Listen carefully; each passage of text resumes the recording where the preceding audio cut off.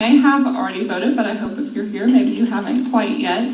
Again, we have some different sheets on the back side of your forum event information tonight. It talks about early voting. We hope you will spread that information around the community. For those of you that don't know why there might be such a big push to vote, although we always hope that our citizens vote, this year there's been a big change in that our presidential preference primary was not around the same time as our local primary, so we just want to make sure that we have that same high voter turnout in our local primary, because we all know that those candidates impact our lives the most.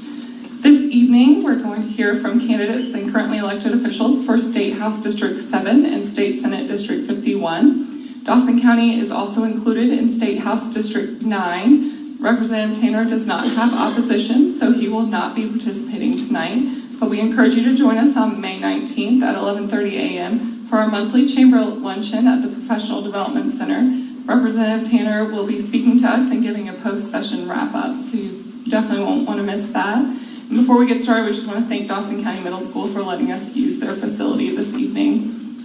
Please note the chamber does not endorse a particular party or particular candidates. We work diligently to ensure that tonight's forums are fair to the participants and informative to our members and audience. Questions were predetermined by the committee and were taken from questions that were submitted by chamber members. If you're unable to stay for the entire forum or would like to share this forum with a colleague, the video will be posted to our chamber's YouTube and Facebook pages. And we've had quite the great success with those. So do go check out any of the forums that we've done this year are up there on our YouTube page. You can watch them and share them. I know that we have a good number of candidates and elected officials here as well, so we thank you for being here, and you can also share that information on your pages. So we're going to get started. We're going to do it jokingly Fox News style. I'm going to sit down there instead of standing up here with y'all. So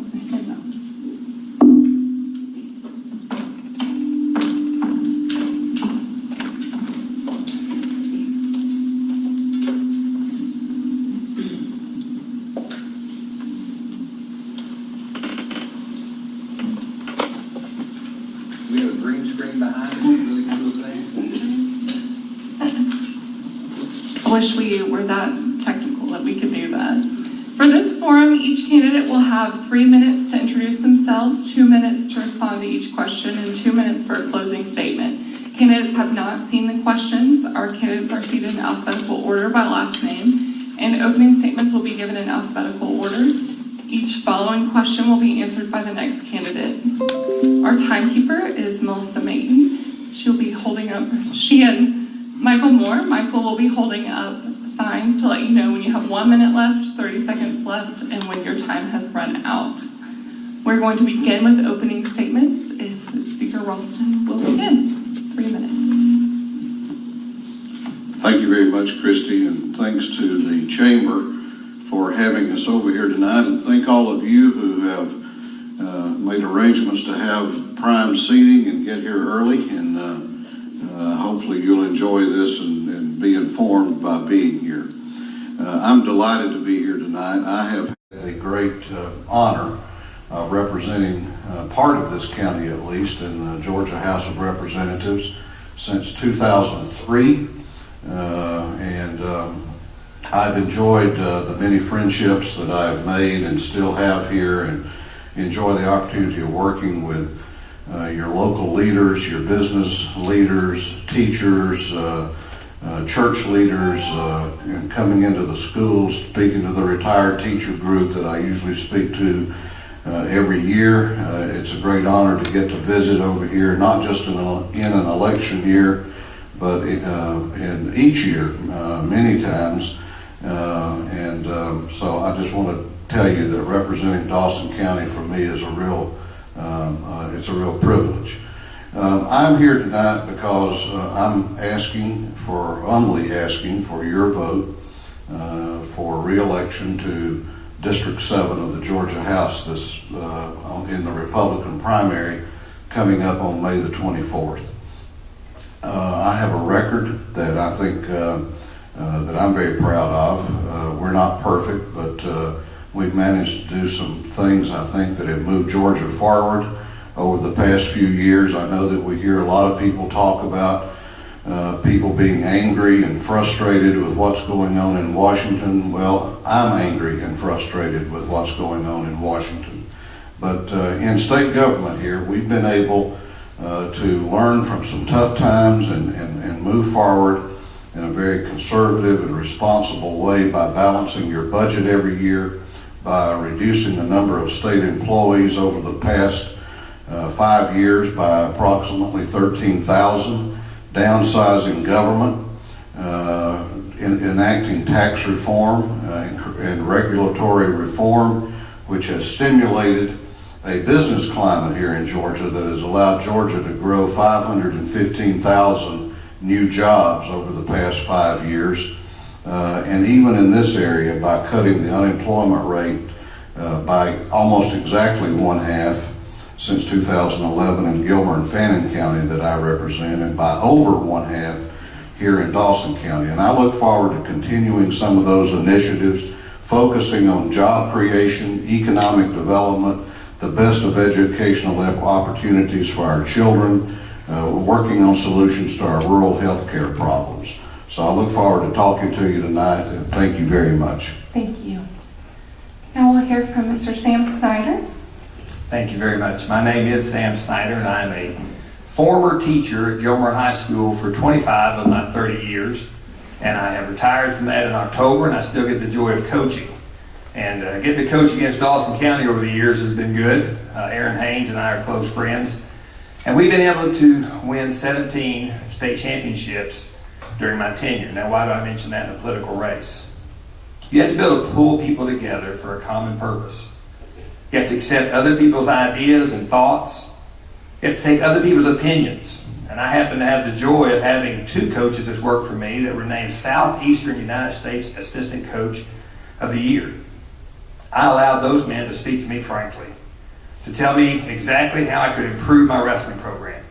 And I think those same skills for that, also being 20 years in our school system on our leadership team, also being able to create and build the first track for Gilmer High School in 1993 through the whole community coming together. There's been a lot of ways I've pulled people together. I think in the House of Representatives, I can also work for a common goal of improving our state. My wife, Carla, of 30 years, couldn't be here tonight. She has a couple of nieces she's helping to take care of and a couple of sick grandbabies. But in this race, I guess my concerns are career establishment politicians. If our state budget in 2010 was $18.3 billion, and now it's over $24 billion, and we've cut so many jobs, what happened that we had to spend so much money? It's a fair question. Those jobs in the DOT were sent to private business, but we still spend more money through DOT. The transportation tax that we had in 2015 took the DOT budget from $2 billion to $3 billion. That's $1 billion increase. It changed it to a excise tax. I agree with the consumption tax, but we already had a consumption tax. The second one that worries me besides the transportation would have to be RFRA. There's a lot of things coming out of Washington. You probably read the news or heard the news in North Carolina and even as far as Blue Ridge, Georgia, concerning social issues. Religious Freedom Restoration Act was introduced and passed in the Senate 2015 and 16, not taken for a vote in the House. It was introduced also by Mr. Teasley in the House, not voted on. Why? Why a pastor protection bill to protect me as a pastor when I don't need protecting? Why not religious freedom protection for all citizens of all faiths? I believe we've got some things that are wrong in the State House. And I'm here to ask for your vote. And if somebody remind me today, I'm here to ask for your prayers. Because being in a campaign is risky business. Thank you very much. Thank you.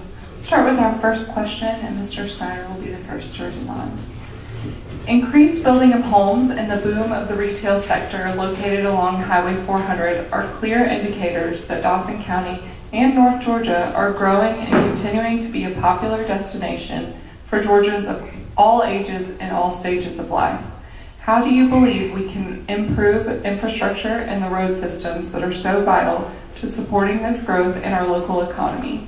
Please provide examples of a legislation you have supported or would support to achieve this, or ideas for funding sources. Great. This is a good question, but obviously for someone who's never ran before, there's no legislation that I would have introduced. But with the $2 billion DOT budget that we had prior to 2015, those funds should be distributed equally to the districts. I have some literature out there if you want to get any of it that shows what the next 18 months shows. And if you look for your county, you'll find how many projects are in Dawson or Pickens or Gilmer or Fannin up here in the North Georgia area. You can determine if it's being distributed equally. Or is it bully politics?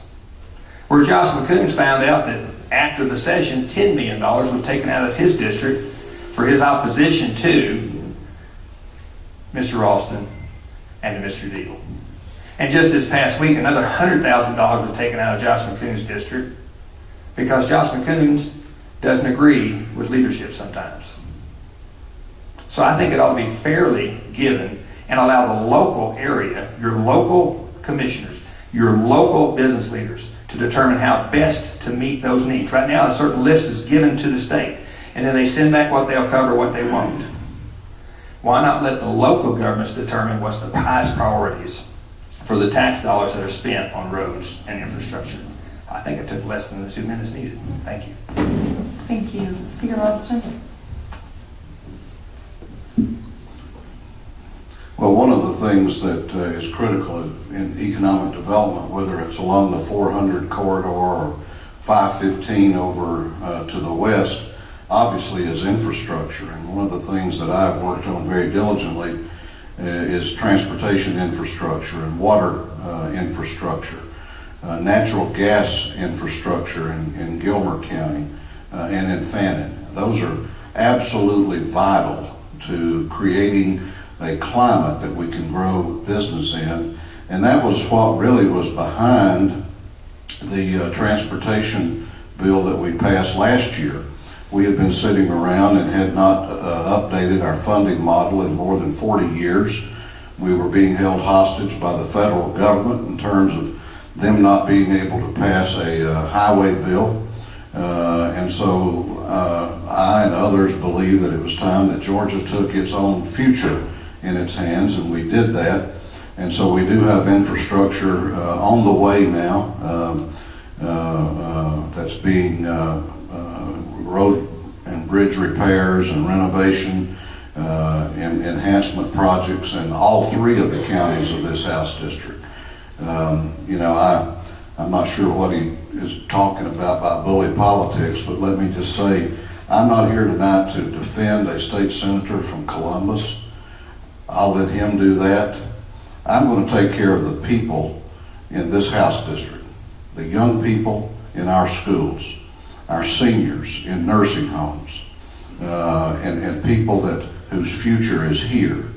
I assume he's a grown man, this senator he's talking about, so I will let him take care of him, but I'm here to take care of the people of the 7th House District. Thank you. We'll move on to question 2, and Speaker Ralston will be the first to respond. We recognize that legislators worked on many issues during this past session that elicited intense passion from both proponents and opponents, such as religious freedom, campus carry, and medical marijuana. As citizens of Dawson County, what assurances can you provide us that our voices have been heard and will be heard on issues such as these in the future?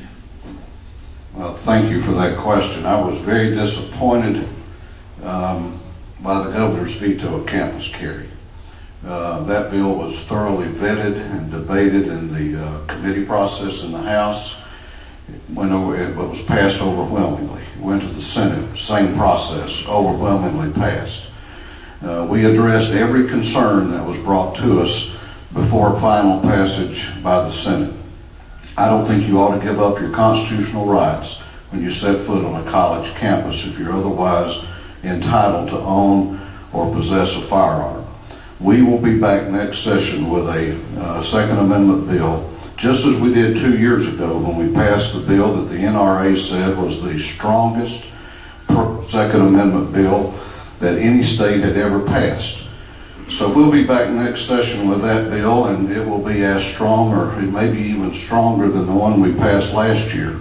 I don't want to weaken any Second Amendment protections and will not support that. We passed medical marijuana out last year. That one got a little off track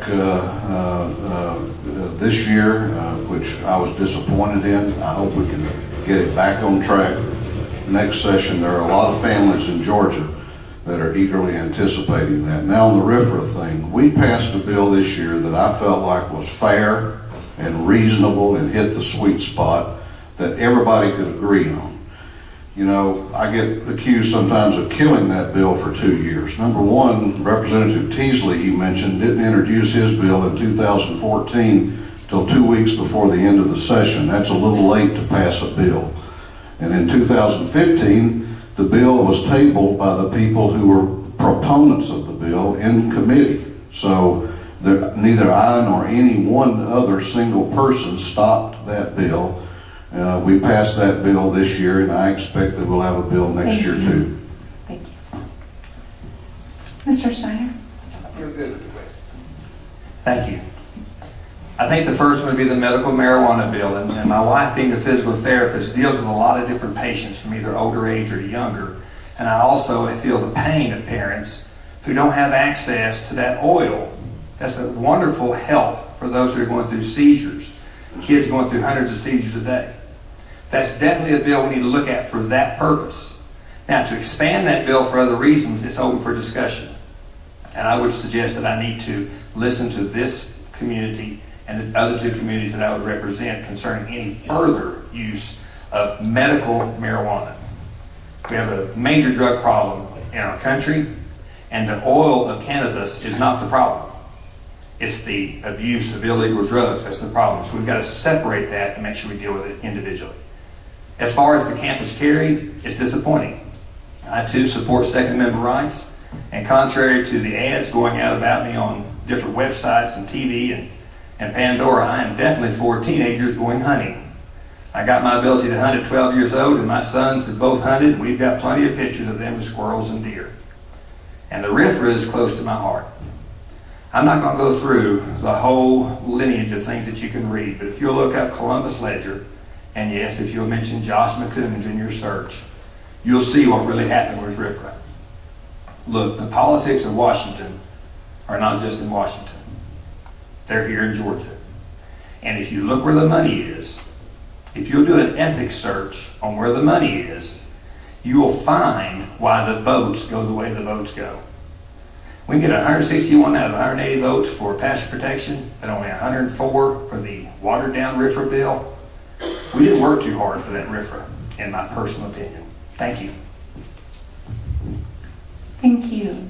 Our third question will go first to Mr. Steiner.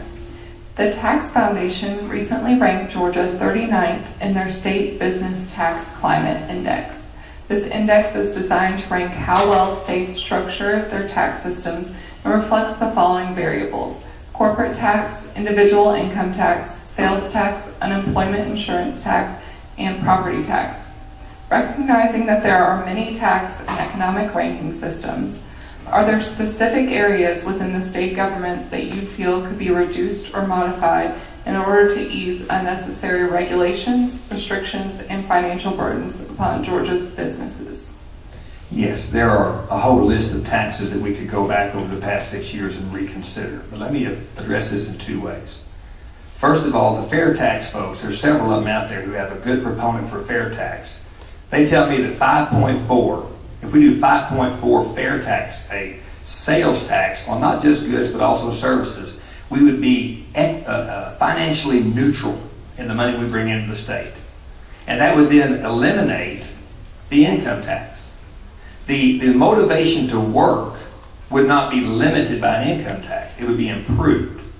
So therefore, I would want to have a fair tax and look at that as actual tax reform. The Senate gave their two people towards the committee that was agreed to in 2014. We don't have one yet from the House. We'd like to have the House join in on that discussion concerning tax reform.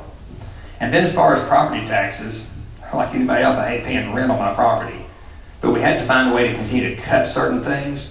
And if I was looking at the House of Representatives, the state Senate, the whole Capitol, I would begin with some of the things that I might consider to be fluff. For example, it was brought up that we gave, in previous forums, a raise to Georgia State Patrolmen. I think they were ranked 50 and now they're ranked 49th across the nation. And yet the head of the Georgia State Patrol is in the top 3 in the nation. Are we overpaying at the top while the men on the field are not quite being rewarded for their hard work? So I would look at some of the added things we have that we don't necessarily need to run government. And that's what you've heard throughout the presidential campaign. $19 trillion in debt, really? Surely there's something we can cut. And the state has to balance their budget. They have to do that. But it keeps going up. At some point, why don't we stop it going up, cut out some fluff, and solve the problem? Thank you for your question. Thank you. Speaker Ralston. Well, let's put this business of state spending in perspective. You know what else has gone up? Population. With that budget that we're talking about, we're now serving 1 million more Georgians than we did back in 2011. So if you look on a per capita basis, per person, we are now spending the same thing in fiscal year 17, which begins in July, that we were spending in fiscal year 2007, 10 years ago. So we're serving more people with less. I think that's significant. And tax reform is something that we're looking at every session. But tax reform is you can't just put it on a bumper sticker. It's a little bit more complicated than that. We're going to have to ask ourselves some tough questions. Do you want to put the sales tax back on groceries? That took 7 seconds, by the way. Do you want to put the sales tax back on groceries? What services do you want to tax? Do you want to take away exemptions to some of the charities here in Georgia? So these are hard questions that you can't answer with a bumper sticker. And we're looking at them, and we'll continue to look at them. But you have to sort of understand this process. I want to go back 1 second, if I can, to this issue of guns.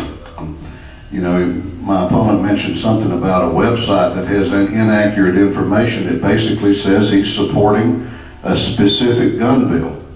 I take him at his word. If he thinks that teenagers ought to be able to hunt with a long arm, then I will accept that. But that means he either didn't read the bill before he embraced it, or he didn't understand it after he read it. And that doesn't give me any comfort on the Second Amendment. Yep. We can leave that on the table up there, and y'all are welcome to either share one or use that one. Apologize for the technical difficulties. Move on to our 4th question, which Speaker Ralston will be the first to respond to. So our final question before we move into closing statements. Dawson County is home to the longest operating corn maze in the state, Uncle Shucks, one of the top fall agritourism destinations, Bird's Pumpkin Farm, the tallest cascading waterfall east of the Mississippi, Amicalola Falls, and the North Georgia Premium Outlets. Georgia's 7th District is home to many other agritourism and tourism destinations, such as apple barns, wineries, and historic downtowns. How do you propose to promote and foster the sustainability and growth of tourism, in particular agritourism, throughout the state of Georgia, given that it has such a great impact within Dawson, Gilmer, and Fannin counties? Thank you for that question, because that is a question that gets me excited. When I go around this district and I go to all those facilities, then I am excited about our future, and I see the jobs that we're creating. And so the way we do that is we help our Department of Economic Development aggressively promote our area, which they are doing now. Maybe if we get a new speaker that lives in Valdosta, maybe they'll promote Valdosta rather than Dawson, Fannin, and Gilmer County. Because I think that seems not to be too big a deal to some people. But what we have to do is recognize that agriculture is changing. What we've tried to do, for example, is make natural gas more accessible to poultry farmers, for example, in Gilmer County. One little thing we did this session was we shifted some money, didn't increase, but shifted some money to give the wine industry here in Georgia a viticulturalist. I didn't know a year or two ago what a viticulturalist was, but that's a scientist that treats diseases in vineyards. We were having to go to Virginia or Pennsylvania or North Carolina and get on a list to wait on one of their people to come in to help our people, and that's a booming industry here. We got a lot of industries like that. I have a record of supporting them, and I will continue to support them because they're creating jobs and they're bringing people to our area who are spending money here in our area, and that's win-win.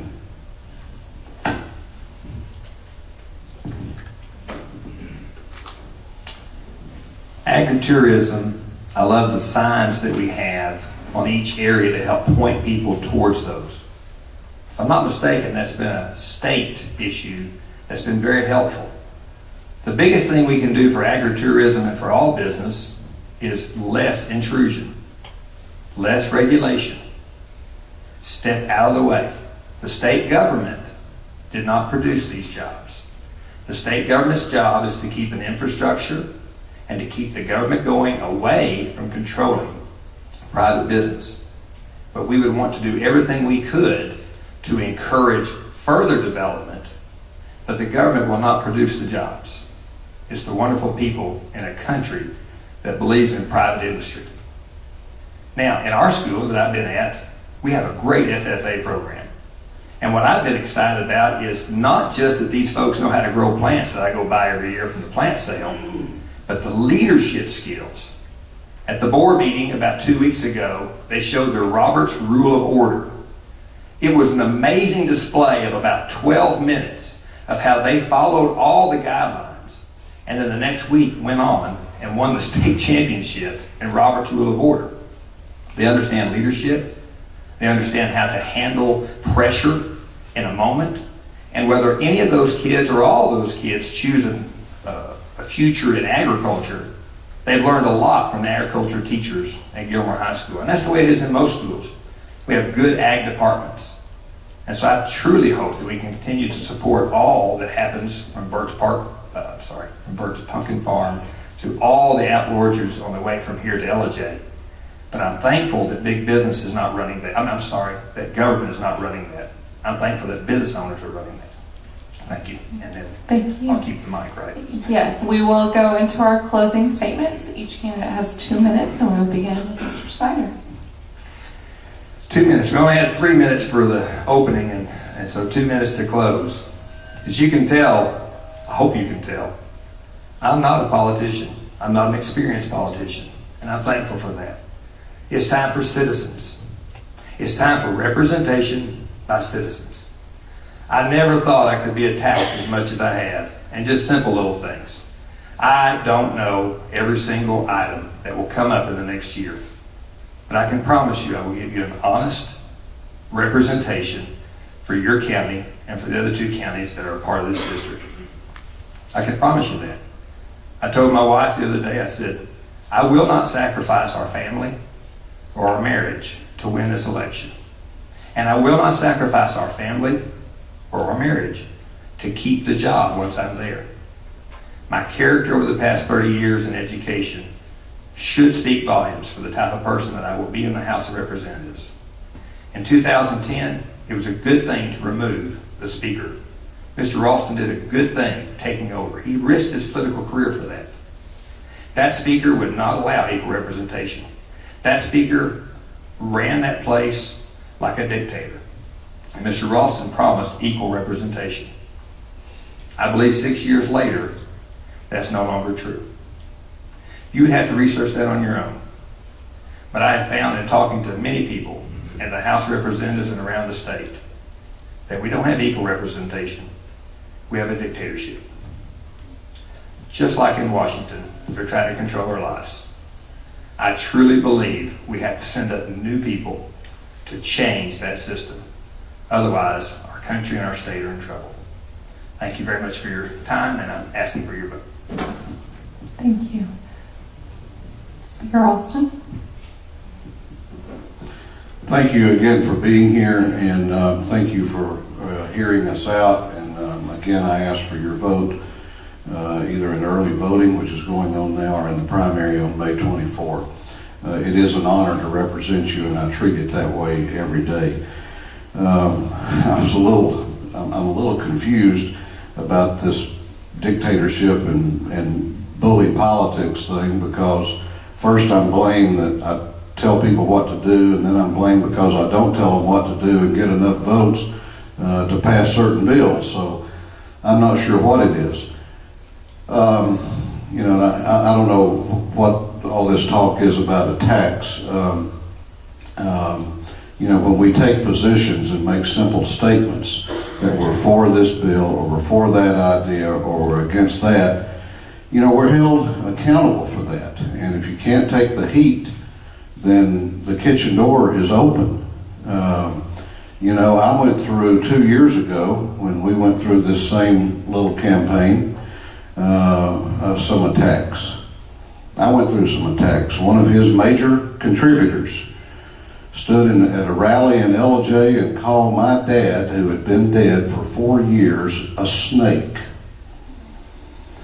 And I had to call and reach out to my son, my daughter, and my nieces and nephews that night, who were very upset by that. He never disavowed that. I don't think he ever gave him his money back to completely sever that relationship.